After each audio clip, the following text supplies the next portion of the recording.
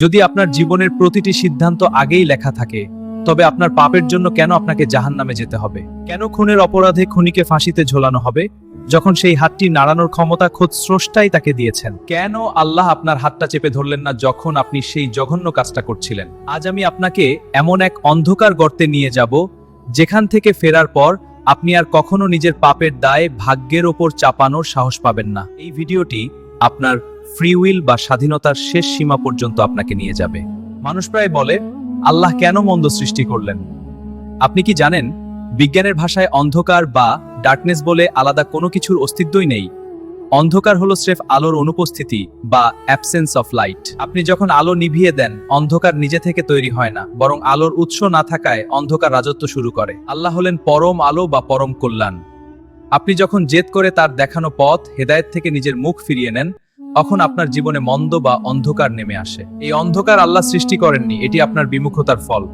আলো আপনার পাশেই ছিল, আপনি সুইচ অফ করেছেন। আপনার স্রষ্টা আপনাকে হাত পা আর মগজ দিয়েছেন এবং এর রিমোট কন্ট্রোল আপনার হাতে ছেড়ে দিয়েছেন। ধরুন, একজন মালিক তার ড্রাইভারকে একটি দামি গাড়ি উপহার দিলেন এবং বললেন, এটি দিয়ে তুমি মানুষের সেবা করবে। ড্রাইভার যদি সুন্দরভাবে ড্রাইভ করে প্রশংসা পায়, তবে সেই প্রশংসা গাড়ির মালিকেরও প্রাপ্য, কারণ তিনি গাড়িটি দিয়েছেন। কিন্তু ড্রাইভার যদি সেই গাড়ি মানুষের উপর তুলে দেয়, তবে কি দোষ মালিকের? মালিক কি গাড়িটি দিয়েছিলেন মানুষ মারার জন্য? তেমনি আল্লাহ আপনাকে বিবেক আর শক্তি দিয়েছেন ভালো কাজের জন্য। আপনি যখন এই ক্ষমতাকে ভুল পথে ব্যবহার করেন, তখন সেই অপব্যবহারের দায় শুধু আপনারই, কারণ চয়েস বা বোতাম টেপার ক্ষমতাটা ছিল আপনার ব্যক্তিগত। সবচেয়ে বড় প্রশ্ন হলো, আল্লাহ মন্দ কাজ করার সময় আমাকে থামালেন না কেন? ধরুন, পরীক্ষার হলে শিক্ষক জানেন কোন ছাত্র ভুল লিখছে আর কে নকল করছে। শিক্ষক চাইলে তখনই খাতা কেড়ে নিতে পারেন, কিন্তু তিনি নীরব থাকেন। কেন? কারণ এটি পরীক্ষা। যদি শিক্ষক ভুল লিখতে বাধা দেন, তবে সেই পরীক্ষার কোনো মূল্য থাকে না। কে মেধাবী আর কে ফাঁকিবাজ তা প্রমাণের সুযোগ থাকে না। এই পৃথিবীটা একটা পরীক্ষার হল।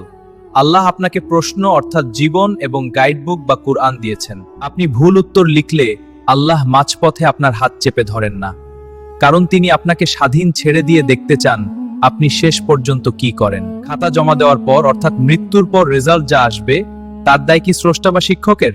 কখনোই না। আমরা ভালো কাজের জন্য কেন আলহামদুলিল্লাহ বলি? কারণ সেই ভালো কাজটি করার জন্য যে অক্সিজেন, যে হার্টবিট এবং যে বুদ্ধি লেগেছে, তার সবটুকুই আল্লাহর ফ্রি সাবস্ক্রিপশন। আপনি শুধু ইচ্ছা করেছেন আর আল্লাহ সেটা পূরণ করেছেন। আর মন্দের বেলায় আল্লাহ আপনাকে 114টি সূরা দিয়ে সতর্ক করেছেন, আপনার ভেতর বিবেক নামক অ্যালার্ম সেট করে দিয়েছেন। তবুও আপনি সেই অ্যালার্ম বন্ধ করে পাপের পথে হেঁটেছেন। তাই এর দায়ভার বইতে হবে আপনাকে।